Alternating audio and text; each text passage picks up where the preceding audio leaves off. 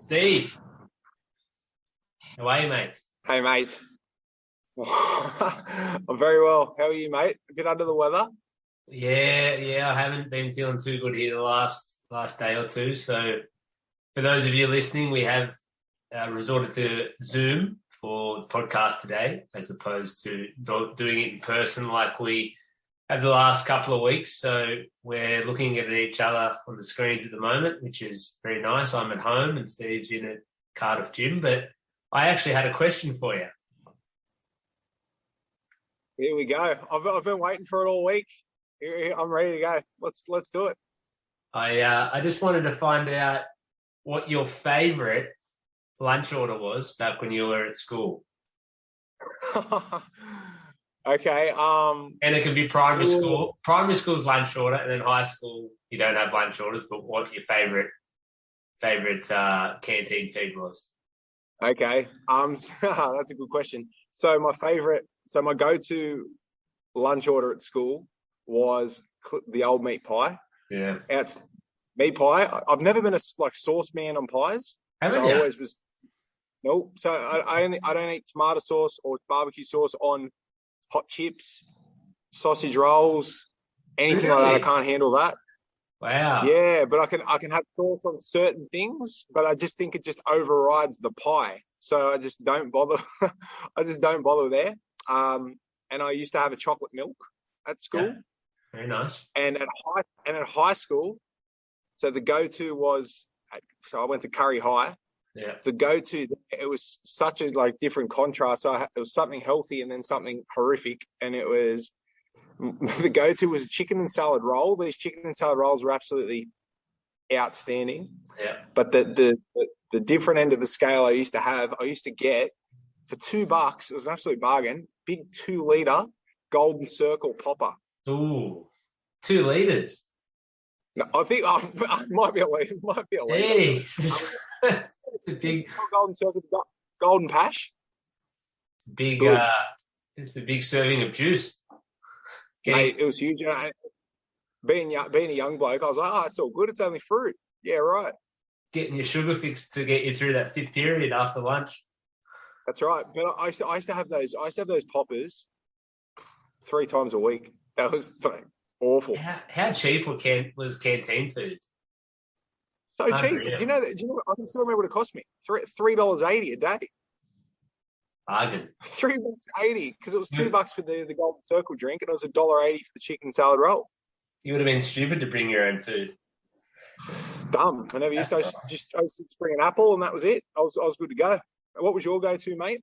Well, the one I was a pie in primary school as well, and I'd get some chicken nuggets as well with that. Chicken nuggets was always a favourite. But then in high, yeah. But then entree and main. Oh, just together. Big order for a big grown boy. And, big man, big boy. And then in high school, I think these were pretty universal, like they were everywhere. Yeah. The pizza and the chicken rounders. We didn't have them at Curry High, mate. All the time. Have you heard of them? So obviously I've heard of pizza. No, pizza rounder. So is that like pizza in a packet? Sort of, yeah. No, we had them at my high school in Sydney. No. Not pizza in a packet. It's like pizza in you heard of pizza pockets, where it's or the pizza mix. So it's just like tomatoey sauce with bits of onion and bits of ham and whatever, and it's in like a pastry, like a soft pastry. Never heard of it ever. Really? Yeah. Pizza rounders. Pizza rounders. I've never had a pizza rounder. Are they still making them? Well, I don't know if pizza rounders specifically, but pizza pockets are you can get them. I think that's what they're called. You can get them from Coles just in the frozen section. You just chuck them in the oven. I'm sure. No, it's for dinner tonight. Pizza rounders. And the chicken rounders were similar, but they had it was almost like the chicken stuffing all in the middle. And it just had a soft pastry around the outside. It was hot. They were both hot. They were unreal. Oh, that sounds good. That could be a go-to dinner over the next week, maybe. Just try the old pizza around up. Yeah, bachelor life. Get the frozen food, chuck them in the oven. Honestly, on a scale of 1 to 10, talking about like lunchtime meals, how excited were you when you got your lunch order delivered? Oh, you were looking forward to it all morning. It's the brown paper bags, and it have like your name on it, the order, the works. Because I think I used to get one once a week. Like I don't get once. I can't remember if it was a certain day or not, but I was always very excited for that day. But yeah, it was super exciting. Super exciting. Someone would go collect I remember at our school, someone would always go collect the lunch orders, and they'd bring them up the stairs. And little Steve, 6-year-old Steve, little chubby hungry Steve. He was pumped, ready to go for his pie and milk. Yeah, without the sauce. Without the sauce, mate. Dry as. I'm surprised about the pizza rounders. I thought they were like a very well-known bit, but maybe it was just down Central Coast. Because I think there was like a factory near where we lived down on the Central Coast, and maybe they just sourced them from there. Maybe it didn't branch out from there. But pizza rounder, jump on Google, have a look. And for anyone listening, if you've had pizza rounders, I'm sure you've loved them. But they were my go-to. They have to be good. I mean, yeah. So once you've had a pizza rounder, you know you've had a pizza rounder. Well, back then, you probably have one now, and it's not quite what you remember, but it was good. Went back when you're 13, and you haven't really developed your palate for other foods, so it was great. Fantastic. I'm gonna have one. Yeah. That's my goal for the next week, is to have a pizza rounder. Nice. I'll get back to you, Alno. Nice goal, mate. Reaching for the stars. It's perfect weather for the pizza rounder. It is comfort food at its finest. But well, good. If we ever, maybe next time we're out for lunch as a team, we'll see if there's any pizza rounders around, and might be able to jump in on one. How's that sun? Gee, woo. You look like you're. Gee whiz. Yeah, you're bright. You got light shining on you. Fantastic. I might have to get some sunnies on for the podcast. Hold on. Gee whiz. Well, let's get into today's topic then. We were chatting earlier on in the week when we were trying to find a topic to discuss today, and we came to the agreement that a good one to discuss today would be the 5 most hated exercises / 5 most difficult exercises. And they pretty much go hand in hand, I think, in terms of being hated and most difficult. Do you want to let them know kind of what our criteria was and the few that we did leave off? Yeah, so the criteria of today is very simple, because I know that everybody listening, they're gonna go, oh, I know what number 1, number 2 is 100%. It would be burpees and bike. So that is just not the case. We want to leave you guys hanging. We want some suspense. That would just not be suspenseful that way. So there's no bike, no burpees, no running, no skier, no rower, none of that. We're talking about legitimate exercises here, not just your standard ones that you think about and just go, nah, that they're definitely the worst. So obviously your mind will go to bike and burpees, and holy dooly, that sun. You might go to the bike and burpees. You might go to the bike and burpees, and we just wanted to go something a little bit different. Yeah, so we left those ones off our top 5, even though there's an argument that those 5 that you just mentioned may be the 5 most difficult, and the 5 that people like the least. There we go. A little bit. But so we decided to leave those off. So what our kind of thought process was when we came up with the 5 was, what are the 5 that people will probably complain about the most? What do we find the most difficult? What are ones that when you see in Waterfire or up on the whiteboard, do you get a bit of a shudder from, or ones that you just absolutely don't enjoy doing? And then we kind of worked our way up. So maybe you could kick off the list and start with that number 5. Yep. So the number 5 is actually when I noticed that whenever it's on the board, it's something that sends a few shudders, a few shivers down people's spines. Not as much as the other 4 that are on the list, but it deserves its place in the top 5. And the number 5 is the good old thruster. Thruster is number 5. Yeah, it's one that we don't do too often. Like, it's certainly not like a weekly thing. Maybe once or twice a month we might do these. So if you have forgotten what a thruster is, it is a full squat and then a press on the way up as well at the top of each squat. You can do it with a barbell. You can do it with 2 dumbbells. Sometimes we do it with 1 dumbbell. But the one that we're sort of referring to is obviously when you do have 2 dumbbells or you do have a barbell. And then obviously if you are strong enough, you'd maybe add a little bit of weight onto that barbell, or you do have some decent sized dumbbells there as well. But they just absolutely take the wind out of you. It's a combination of, it's literally 2 exercises in one. It's a squat, full front squat, and then a push press up above your head at the top of each movement. So they're literally two for one when it comes to exercise. And I know for myself, especially if I am already under fatigue and I do have a little bit of decent weight on there, it just takes my breath away. My legs start to burn, obviously holding it in that front rack position, keeping your elbows up so the bar doesn't slide down, and so you're not leaning too far forward. Your core and your upper back has to work overtime to keep your body upright, and then your shoulders just burn out there as well when you are pressing that one above your head. So I know personally for me, there's some workouts that I've done and they're among the worst workouts I can recall, because it is horrible. I just think the fact with the thrusters is your whole body's just in overdrive.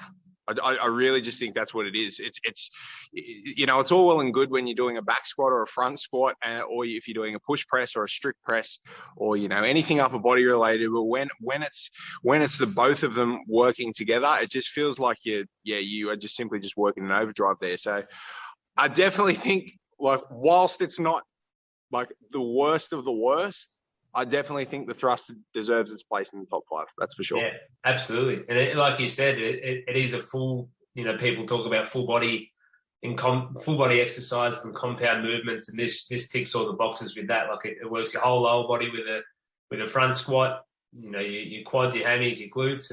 Like I said before, your core and your upper back muscles are having to stay really tight. And then that pushing motion, so your shoulders and triceps burn out there as well. So it really is a full body exertion, and that's probably part of the reason why it is so hard. But yeah, it's something that definitely shouldn't be overlooked if you ever see that one on the whiteboard. I might do it before the Savo sessions just as a warm up. It'll get me feeling pretty good to deliver some quality sessions. Get them in there. Yeah, warm yourself up. Perfect. Bit cold, you got your jumper on, you'll have that off before you know it. Imagine that. Imagine if the members were doing their warm-up that's scheduled today, the 8-minute warm-up, and I'm just in the corner just doing thrusters. I'm like, it's all good. I'm here to deliver a good session. It'll get me in the mood. Get you warm. Thrusters in the corner. I need to be warm too. But no. That's certainly warm. Well, number 4, so next up on the list, this is one that I think it's probably the most over or underrated exercise in terms of how difficult it is. Would you agree 100%. With that? 1,000%. Yeah, and it's something that we do quite often, and it's something that, regardless of how many you're doing, or if it's in the workout, or if you're sort of doing it in an EMOM or whatever it is, it always gets people, somewhat complaining about it and shaking their arms out, and it's the push-up. Yeah. Yep, the classic push-up. So simple, but I think it's really, in my opinion, I think it's really come into prominence for myself and probably you as well, where we've had some workouts over the last couple of months, and there's been a few push-ups in there, and I swear after it, like, we both go, the hardest part was the push-up. And there's so many other difficult things in there, but I just feel like when the push-up's incorporated into the workout, it just seriously zaps it out of you. It really takes it out of the old push-up. Well, it's the type of exercise where when you get to that point of failure or near failure, you can't keep pushing through. If you're doing lunges, or you're doing back squats, or you're doing lot of other things, you can get a few more reps out when you are getting to that, point of fatigue. But push-ups, they sneak up on you, whether that is your 5th rep, your 10th rep, your 15th rep. And it gets to that point, your chest starts to get a lot of that lactic acid build up, your triceps are burning out, and you just need to stop. You get to the bottom of a push-up, and then you just can't get up. And this goes for those of you who do it on your knees. This goes for those who may be doing it, when we do hand release push-ups or like I said, if we're doing normal ones, regardless of the progression or what type of push-up you're doing, it just gets to that point where they become really hard. And especially in workouts, you're still, so it's not necessarily taking your breath away and impacting your aerobic system, but your muscles just fatigue so quickly, especially if you have got any other movements in the workout where you are doing any other pushing. It just blows up those muscles so quickly. And I'll often find myself in a workout with push-ups just there on my knees, just kneeling on the ground, just waiting for my muscles to feel good enough to do another rep. Do you remember that workout we did probably, I think it was about a month, maybe 6 weeks ago. And I think it was, there was bike, some push-ups and something else. And I remember might have been 4 rounds. And I can remember that the last 2 rounds it was like going in the depths of hell. It was that bad. And I remember, like, I don't often like grunt in a workout. It doesn't really happen that often. But the last 2 rounds of those push-ups, I was letting out like huge grunts, like Serena Williams style grunts. It was crazy. I do remember that one. Nothing more humbling than just when you actually can't complete a rep when it's a body weight movement.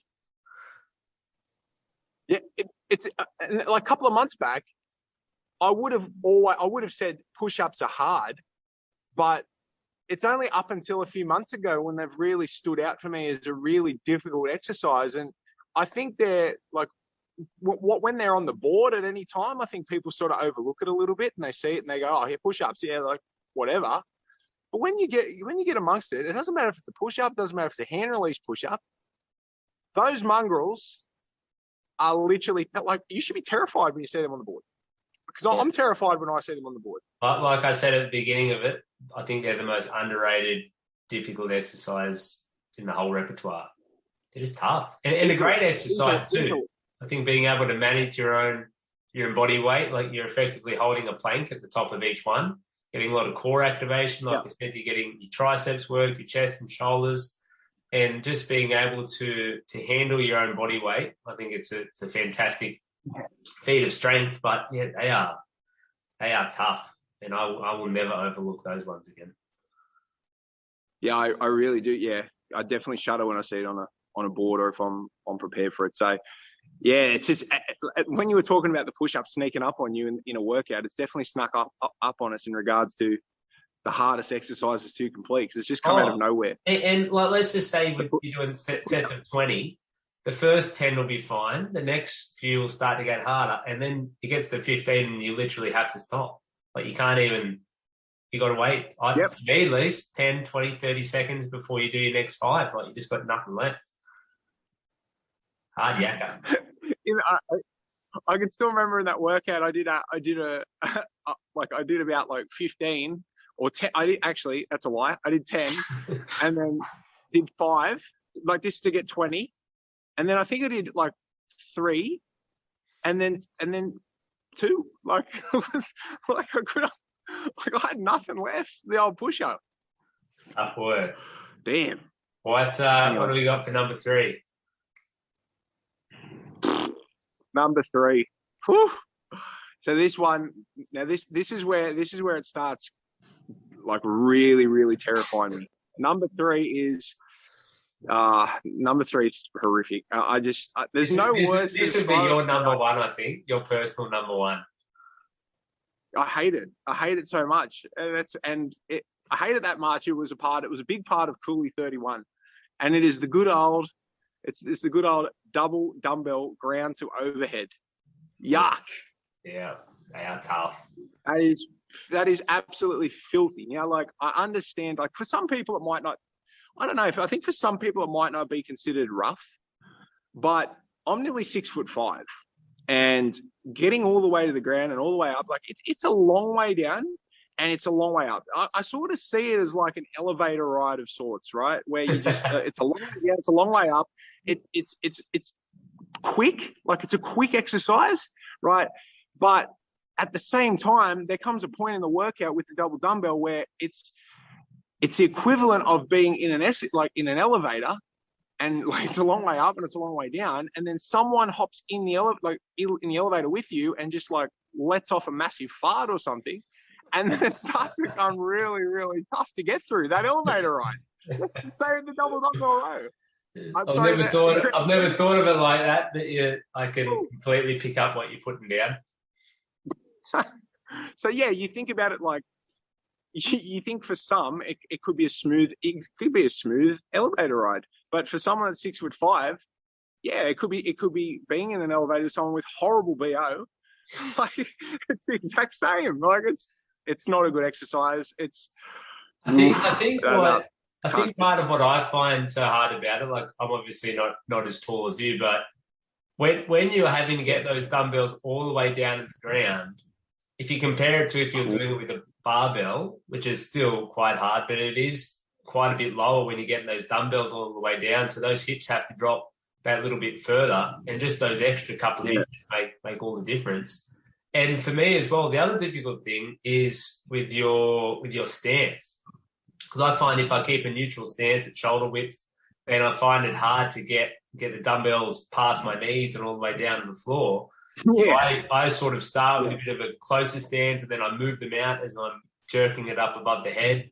So it's just a very awkward movement, and like you said, it really slows you up really quick. And when I was putting together your birthday workout, the infamous Cooley 31, I put that one in there because I knew we had recently done a few workouts prior to that which had them in it, and you absolutely hated them. So I thought, well, these absolutely need to belong in the workout, and they're just tough. I spoke before about the thrust of taking your breath away, but this one's even worse because you're getting more range of motion. You're still having to get the dumbbells all the way above your head, but also just the instability of having dumbbells as opposed to a barbell I find to be really challenging. You know, you're having to rest them on your shoulders, use those legs to drive them up, lock it out above the head. It's just an overall really challenging movement muscularly, and also just breath-wise. Like it takes it away from you. Do you feel like it's easier with a plate? Yeah, 100%. I think the exact same. Like I've joined in on a few workouts at like Break-Thru Active and done some plate ground to overheads, and they're nowhere near as bad. Like I can get through them, and like they're still hard, but I can get through them much more easier than I can than the infamous double dumbbells. Well, even like let's say you're doing 2 15-kilo dumbbells, that's 30 kilos. If you had a 30-kilo bar, so a bar with 5 kilos each side, the bar would be much easier. I think it's just the instability of using dumbbells, so you're having to really control them, having to move them all the way down alongside your feet. Like when you have that plate, you're kind of leaning forward and just touching it, angling it in the floor in front of you. But having just to go all the way down alongside your feet, making sure you're in control of them as you are cleaning them up to your shoulders and then up above the head, they're just rough all around. Rough all around. I hate When was the time that you remember where you did the famous double DBs and you really thought, no, these are the pits? You'll remember this. Me and you did a workout together at Adamstown. That's the one. It was through the day, and I think it was like an AMRAP that we did or an EMOM. Yeah. I wrote it, and I initially made it for 30 minutes, and then we knocked it back to 25. It was just and there was nothing. It wasn't like too many reps. It was maybe 10 reps of them or something in and amongst some other things. But I remember, like similarly to what you were saying about the push-ups, we got to the end and we're like, the worst part about that was far and away those dumbbells are awful, especially if you are like challenging yourself with the weight that you're lifting. It's Yeah. They get really hard really quick. And quite often, like if you're doing, say, 10 reps at a time, you're having to throw, you do 3 reps, put them down, you do another 2, and then you try and do 3 and 2. Like it's very hard to string together, a whole lot of reps in a row, at least for me.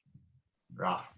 I think that's the funny thing about this top 5 is just I can pinpoint a moment in time where they really hit my shit list, like all 5 of them.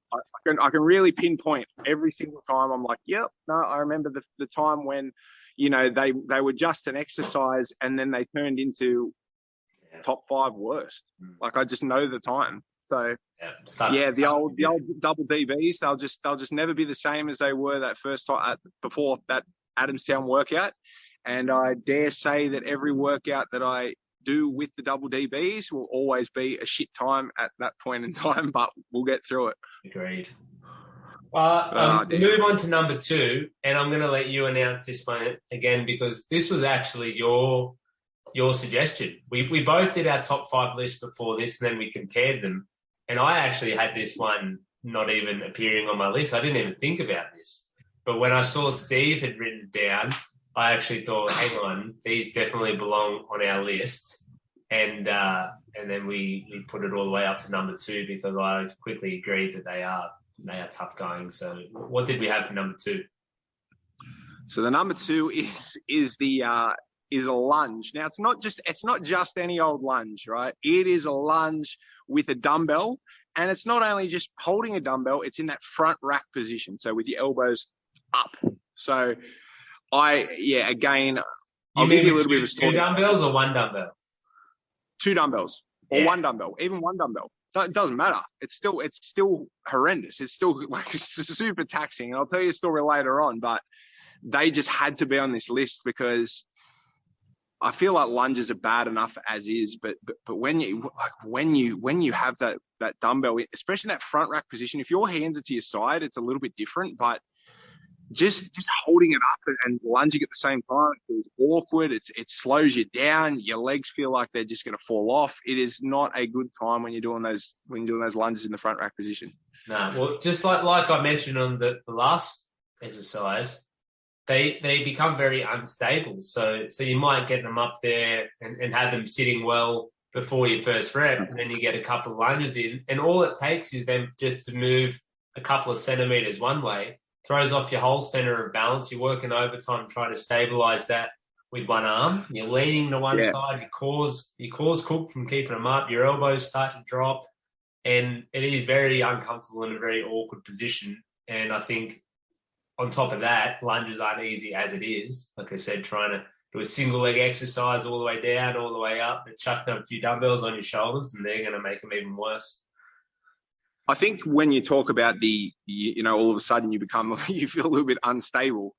I think when I think about doing, like a barbell hang clean and jerk, there's always, for the members, they don't mind that exercise, but there's always so many steps that they're thinking about when they're doing that exercise. And I sort of think it's the same thing in regards to the front rack dumbbell lunges. Is you got so many things in your head. You've got like, okay, make sure my back's nice and straight, make sure my elbows are up nice and tall. I'm holding this up.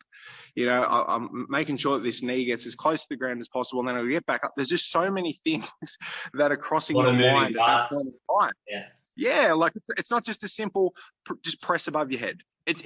There's like 5 different things happening in your mind, and on top of that, just how slow you feel doing them, and just how much they hurt. It's that simple.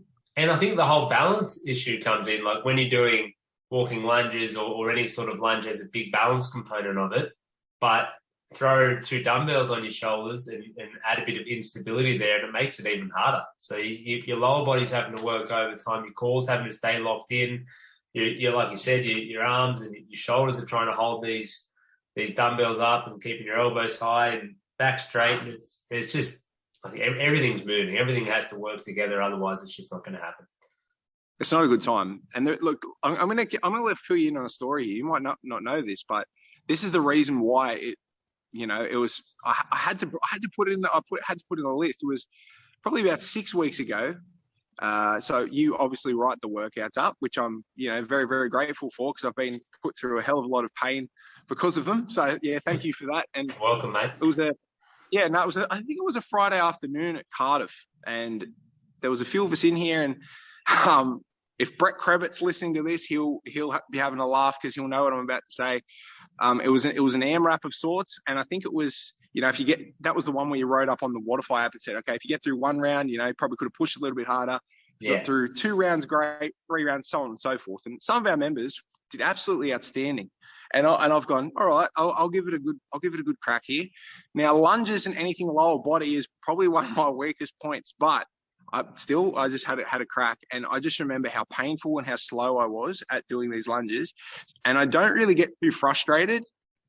And Brett's over in the corner doing his lunges or doing whatever he was doing at the point of time, and he was looking over at me. And when I'd finished my lunge, I had to through the dumbbell. I was just that frustrated. Get it out of my space. I was that frustrated with it. Just get it away from me. The old. That was the turning point for you. That was when you realised that these suck. And one day we're going to podcast about it, and they're going to be on my list. That's the turning point. And then ever since then, whenever Brett comes in, we always have a joke, and I'll always say to him something like, it could be worse, mate. The old front rack lunge isn't on the whiteboard, so we should be good from here. And he'll always have a bit of a laugh about it. But yeah, that was the turning point for me.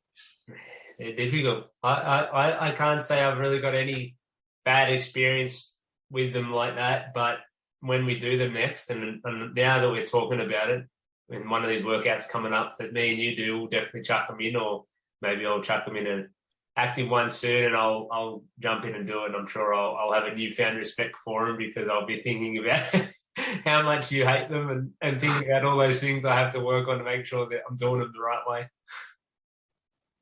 I just thought of an absolutely horrible idea, and I reckon the members will absolutely be shaking in their boots when they're listening to this. In the future, you could do a workout and just call it podcast, and just list all these 5. That'd be the pits. That'd be awful. Imagine these 4 and then the one we're about to discuss. No fun. But that brings us to the one we're about. Yeah, brings us to our number 1. And I think this was a pretty easy decision, to be honest. After discussing all the other exercises and thinking of all the other possible ones, I don't think that there was really anything else we could have put number 1 apart from this. Would you agree with that?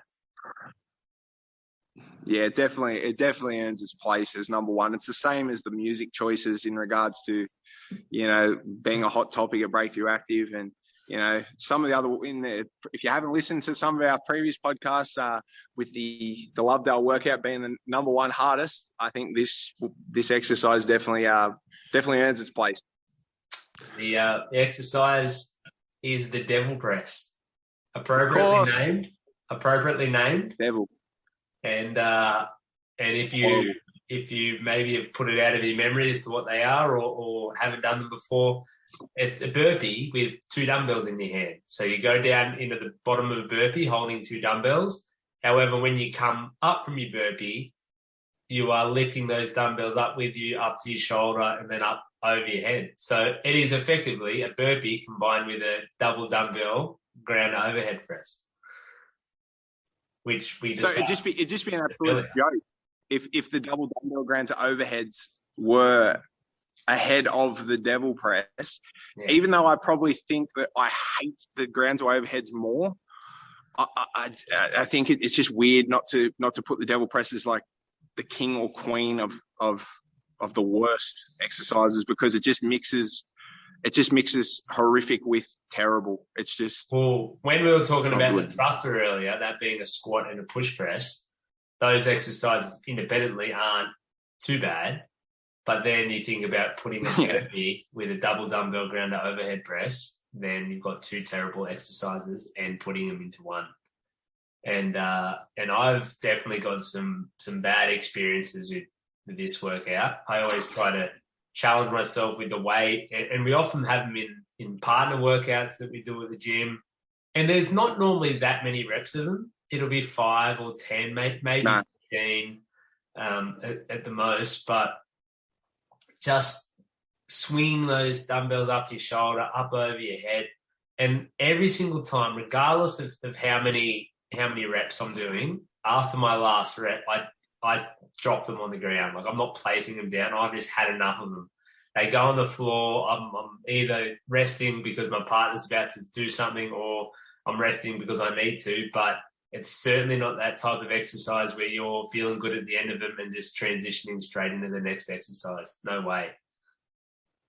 Another thing is this with the devil press, I think, is how they can somewhat sneak up on you, similar to the push-ups, right? So as you said, the rep range is actually pretty small. And when you first look at them on the board, or for example, there could be like 5 to 10, like anywhere there, 5, 7, 8, whatever, right? And you look at it and you think, oh yeah, it's just going to be like a band, like just rip it off like a Band-Aid. It'd be quick, just quick little bit of pain, and then it's gone. No, sorry. The devil press does not do that. It's not like ripping the Band-Aid off at all. And the same as the last two exercises, I think the dumbbell strikes again. Another dumbbell exercise. And I think that they're just so difficult getting full control over it. And to be honest, that's why we do a lot of dumbbell work, because you're working so many different muscles and you're having to work so hard to perform the exercise right.